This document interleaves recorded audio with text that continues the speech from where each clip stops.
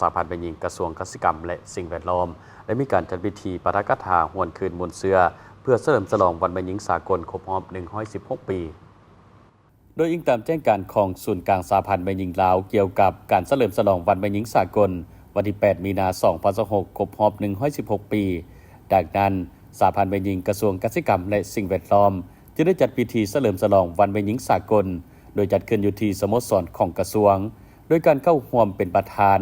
ของท่านนางท้องจันทร์อาคามาเขตประธานสหพันธ์แม่หญิงกระทรวงเกษตรกรรมและสิ่งแวดล้อมหัวหน้าห้องการกระทรวงเกษตรกรรมและสิ่งแวดล้อม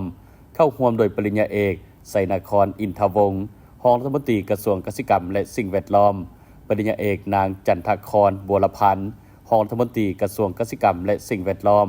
วิบดาคณะบริหารงานสหพันธ์แม่หญิงกระทรวงประธานรองประธานหักฐานสหพันธ์แม่หญิงครอบครัวการนำพนักงานอาวุโสต่างนาจากกระทรวงแฮกเซียวพร้อมโดยสมาชิกไอเอ๋ยน้องแม่หญิงภายในกระทรวงเข้าร่วม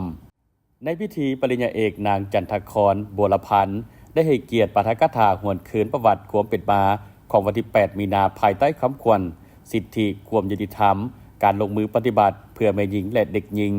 รวมทั้งประวัติความเป็นมาของวันแม่หญิงสากลที่แสดงให้เห็นและรับรู้ได้ถึงประวัติมูลเสือ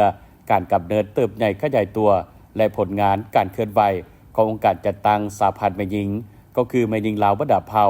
ที่ได้อุทิศตนเพื่อภารกิจต่อสู้ปลดปล่อยศาสตร์ปกปักรักษาและสร้างสรรค์พัฒนาประเทศชาติก็คือภารกิจพัฒนาแม่หญิงในตลอดระยะที่ผ่านมาในพิธีทานนางภักกาวันพิษสมัยของประธานสหพันธ์แม่หญิงกระทรวงได้ขึ้นรายงานโดยย่อการจัดตั้งปฏิบัติข้อแข่งขัน 3D ระยะปี 2021 หา 2025 และทิศทางแผนการปี 2026 และเพื่อแสดงถึงผลงานการเคลื่อนไหวระยะที่ผ่านมาปริญญาเอกไสนครอินทวงศ์ได้ให้เกียรติขึ้นมอบไปยั่งยืนรักษานามยศทุงไซ 3D